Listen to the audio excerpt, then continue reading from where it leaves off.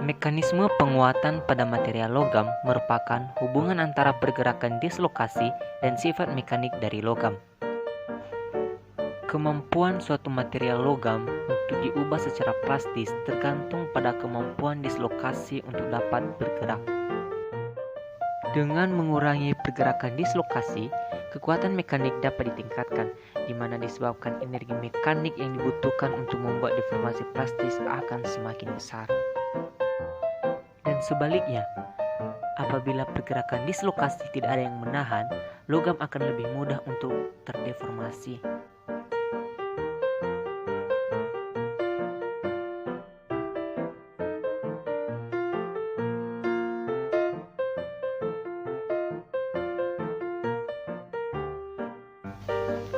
Pada materi faktor penguat bahan industri, kami akan membahas tentang mekanisme penguat bahan industri terkhusus untuk bahan industri berjenis logam. Secara umum, mekanisme penguat bahan industri logam terbagi menjadi 4. Yang pertama, penguatan dengan penghalusan butir. Yang kedua, pengerasan larutan padat. Yang ketiga, penguatan presipitasi dan dispersi. Dan yang terakhir yaitu struktur yang diperkuat.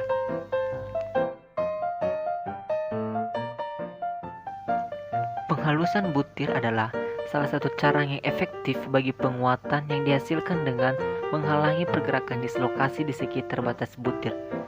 Dengan mengecilnya ukuran dari butir akan meningkatkan batas butir per unit volume dan mengurangi garis edar bebas dari slip yang berkelanjutan.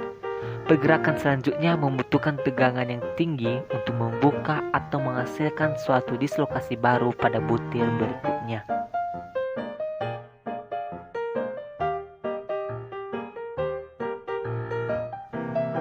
Penghalusan butir adalah mekanisme penguatan yang paling diinginkan karena merupakan satu-satunya mekanisme penguatan yang dapat meningkatkan kekuatan dan ketangguhan. Material dengan butir yang halus akan lebih keras dan kuat dibanding butiran yang kasar, disebabkan karena mempunyai jumlah permukaan lebih besar pada total area lapisan butir yang menghambat pergerakan dislokasi. Penurunan ukuran butir biasanya lebih baik dalam meningkatkan ketangguhan.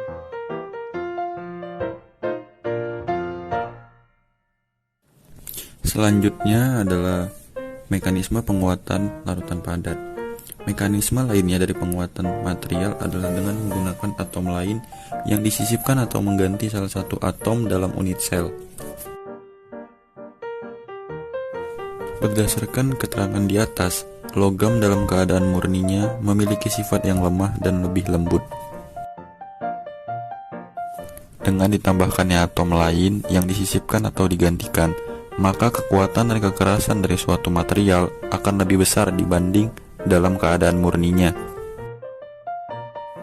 Hal ini dikarenakan atom sisipan tadi akan mengalami dislokasi. Ukuran atom yang kecil dan besar yang terlarut akan menurunkan energi renggangan. Atom sisipan yang berukuran kecil akan menurunkan energi renggangan tekan, sedangkan atom sisipan yang berukuran besar akan menurunkan energi renggangan tarik. Semakin banyak terdapat atom sisipan tadi, maka energi renggangan lama-kelamaan akan hilang dan dislokasi juga semakin kecil hingga hilang. Berikut adalah representase dari kehadiran atom lain yang berukuran besar. Pada bagian A adalah representase renggangan tekan yang dikenakan pada atom inang oleh atom pengotor substitusi yang lebih besar. Dan pada bagian B adalah kemungkinan lokasi atom pengotor yang lebih besar relatif terhadap dislokasi tepi sedemikian rupa sehingga ada pembatalan sebagian renggangan kisi dislokasi pengotor. Selanjutnya adalah representasi dari kehadiran atom lain yang berukuran kecil.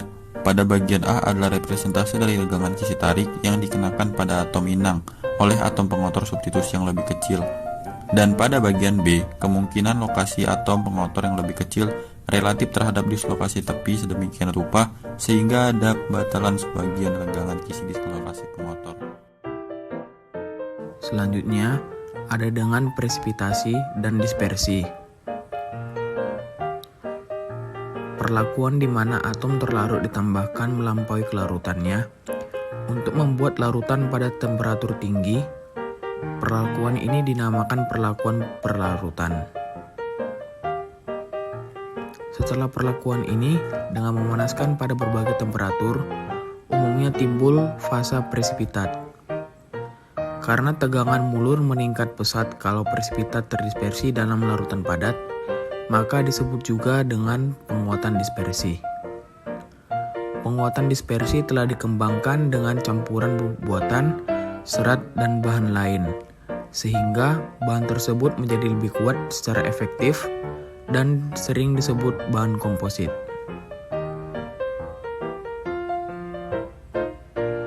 Selanjutnya, ada struktur yang diperkuat.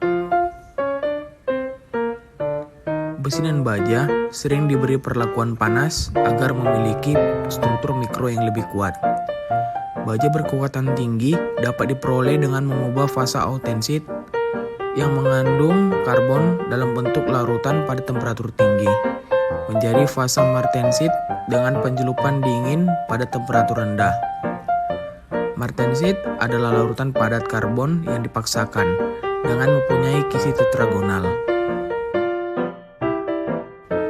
Dengan celupan baja yang berkadar 0,4% atau lebih, dapat diperoleh kekuatan mulurnya menjadi 1700 MPa atau lebih, tetapi bersifat menjadi getas dan baru dapat dipakai setelah diadakan penemperan untuk memperoleh kelihatan meskipun kekuatan menjadi menurun.